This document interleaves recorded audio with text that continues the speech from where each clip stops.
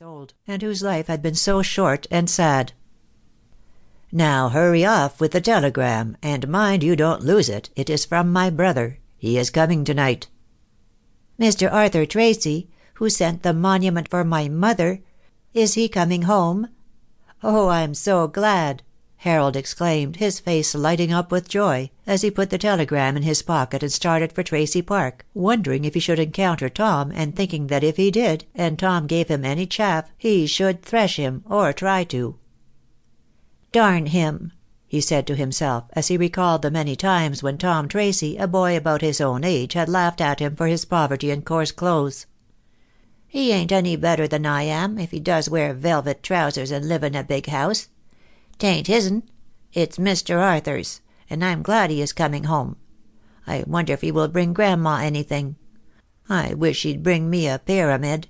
He's seen 'em, they say." Meantime, Mr. Frank Tracy had resumed his seat, and with his hands clasped over his head, was wondering what effect his brother's return would have upon him. Would he be obliged to leave the park, and the luxury he had enjoyed so long, and go back to the old life which he hated so much? "No, Arthur will never be so mean," he said. "He has always shown himself generous, and will continue to do so. Besides that, he will want somebody to keep the house for him. Unless—" And here the perspiration started from every pore as Frank Tracy thought, what if he is married, and the "us" in his telegram means a wife, instead of a friend or servant, as I imagined? That would indeed be a calamity, for then his reign was over at Tracy Park, and the party he and his wife were to give that night to at least 300 people would be their last. "Confound the party!" he thought, as he rose from his chair and began to pace the room. "Arthur won't like that as a greeting after 11 years' absence. He never fancied being cheek by jowl with Tom, Dick, and Harry, and that is just what the smash is tonight. Dolly wants to please everybody, thinking to get me votes for Congress, and so she has invited all creation and his wife. There's old Peterkin, the roughest kind of a canal bummer when Arthur went away. Think of my fastidious brother shaking hands with him and Widow Shipley, who kept a low tavern on the towpath. She'll be there in her silks and long gold chain, for she has 4 boys, all voters, who call me Frank and slap me on the shoulder. Ugh! Even I hate it all." And in a most perturbed state of mind the would-be congressman continued to walk the room, lamenting the party, and wondering what his aristocratic brother would say to such a crowd in his house on the night of his return.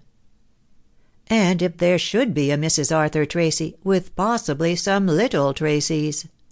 But that idea was too horrible to contemplate, and he tried to put it from his mind, and to be as calm and quiet as possible until lunch-time, when, with no very great amount of alacrity and cheerfulness, he started for home. Chapter 2. Arthur Tracy.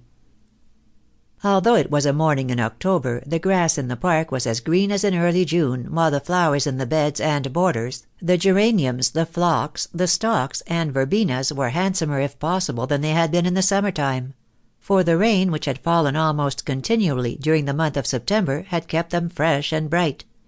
Here and there the scarlet and golden tints of autumn were beginning to show on the trees; but this only added a new charm to a place which was noted for its beauty, and was the pride and admiration of the town. And yet Mrs. Frank Tracy, who stood on the wide piazza, looking after a carriage which was moving down the avenue which led through the park to the highway, did not seem as happy as the mistress of that house ought to have been, standing there in the clear, crisp morning, with a silken wrapper trailing behind her, a coquettish French cap on her head, and costly jewels on her short fat hands, which once were not as white and soft as they are now. For Mrs. Frank Tracy, as Dorothy Smith, had known what hard labor and poverty meant, and slights too, because of the poverty and labor. Her mother was a widow, sickly and lame, and Dorothy in her girlhood had worked in the cotton mills at Langley, and bound shoes for the firm of Newell and Brothers, and rebelled at the fate which had made her so poor and seemed likely to keep her so. But there was something better in store for her than binding shoes or working in the mills, and from the time when young Frank Tracy came to Langley as clerk in the Newell firm, Dorothy's life was changed, and her star began to rise.